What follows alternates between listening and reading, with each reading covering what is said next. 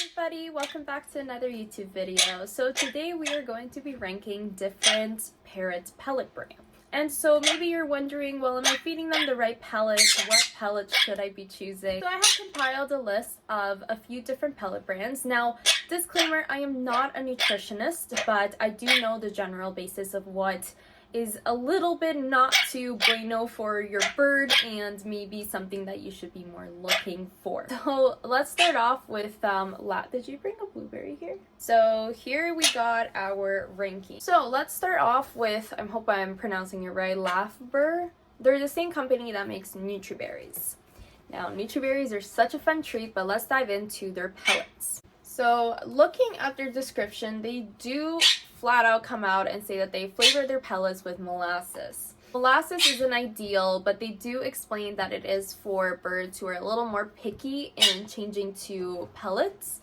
So I understand their point. So I would kind of label this as a transition pellets, not really long term, if your parrots are really picky on getting off their seed diet. Let's just take a look at their ingredients now. I'm gonna pull them up here, and just things that I noticed is that it does have soybean meal. You definitely want to avoid any soy products in your bird's food. It's not really that ideal. There's the cane molasses, which is a sweetener. Other than that, just because it is a transition pellet, and I'm a little biased to Lafeber, however you pronounce it, I understand their transition pellet purpose. Cane molasses, it's not, at least it's not artificial sugars, so I'll give them a little bit of leeway for being a transition pellet. I'm probably gonna put this over in C. Next, let's move on to Zupreem. But Zupreem is another good transition pellets. Frankly, they are known to put sugar in their pellets, which is not good long term because it can lead to diabetes, it could lead to some kidney, liver problems, pancreatic issues, unwanted gain weight. It can be addictive because of that sugar. Now, this is why I consider it good transition pellets. And frankly, a lot of pellets are only available limited to certain countries. So I do want to put a disclaimer out there saying that some type of pellet is better than like a seed diet. So I know that Zupreem is very readily available for a lot of countries. So if that's all you can get your hands on and you can't get your hands on anything else, then it's okay. Again, better than having like no pellets at all. Not only do they have sugar, but they also have soybean meal. So again, that's not ideal. Their fruit flavored pellets and a lot of their other ones do contain artificial dyes and flavoring, and you do want to stay clear of any artificial dyes or flavoring because we are going with the most organic possible option so that we have the best diet for a bird. Zupreem, I'm gonna put you down in D, just because you're good transition pellets, but you are not too great, just because you got so much of that like dyes and artificial flavors and artificial sugars. Okay, we're gonna move on to Vetafarm. There's a few brands in here that I have not heard before. They're not popularly available, but I did want to include a good variety. So looking into Vetafarm, their ingredient list on their actual website is very vague. Now, I do see that they have additives of a lot of vitamins, minerals. They do have soybean, which again, not great. Soy protein, not ideal.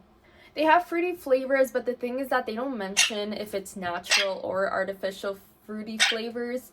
So I find their ingredient list kind of sketchy. Like, I feel like it's missing a lot of honesty. I could be wrong, but I am on their official website.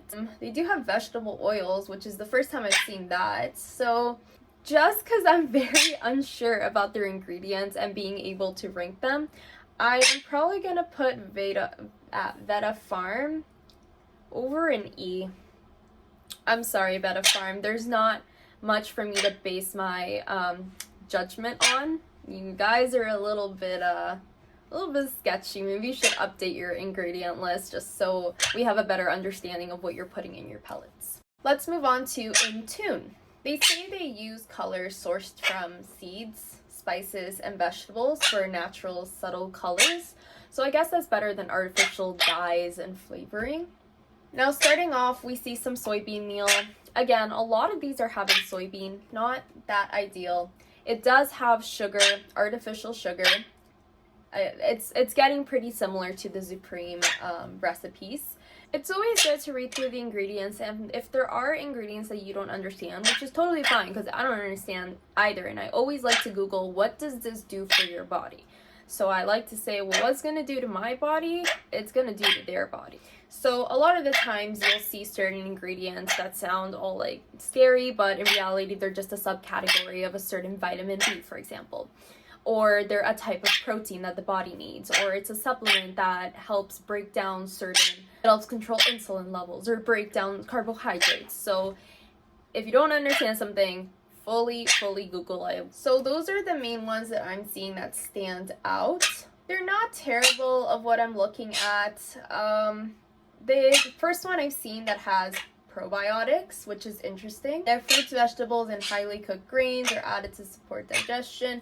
They definitely have some differences to all the other ones we have read so far. For you, InTune, I am probably gonna add you to rank C, around the same as Lafeber. Oh man, I feel like I'm butchering that name. Okay, we are moving on to Tropican. The thing with Tropican, I have noticed a lot of birds do not like the taste. It is a tricky, very acquired taste. Now you feel free to try it. It has just been my experience and experience I've heard from other people that their birds aren't huge on the flavoring. But let's look into what does it have. It has a fruity aroma. They say that is from natural fruit oils. They do have addition of natural vegetable sources such as like tomato and alfalfa nutrients, because they have their green and orange pellets. So those are their two little color. Looking into the ingredients, again, first thing I see, soybean meal.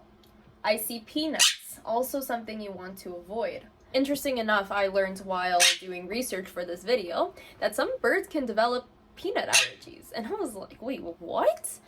Yeah, some birds can literally start wheezing and sneezing and having an allergic reaction. It is a thing, which is why peanuts are usually told to avoid from their ingredients. And I was like, my mind was blown. That is new. Not horrible. At least they don't have the artificial flavoring. You're bringing just like fruit here, aren't you?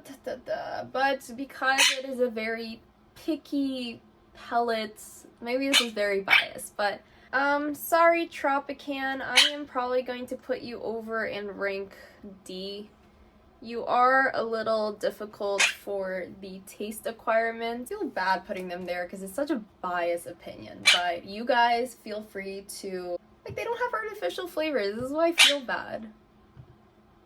Fine Tropican, I'll move you to C. I just feel bad. It's such a, like, biased opinion. Next, we're gonna move on to Rowdy Bush. Hey, Rowdy Bush. I have seen this very recommended on Reddit, which is how I discovered about it. And a lot of people say, you know, it's really great. It's up where like Harrison and Tops is. And so I was like, oh, interesting. Okay, let me look into it.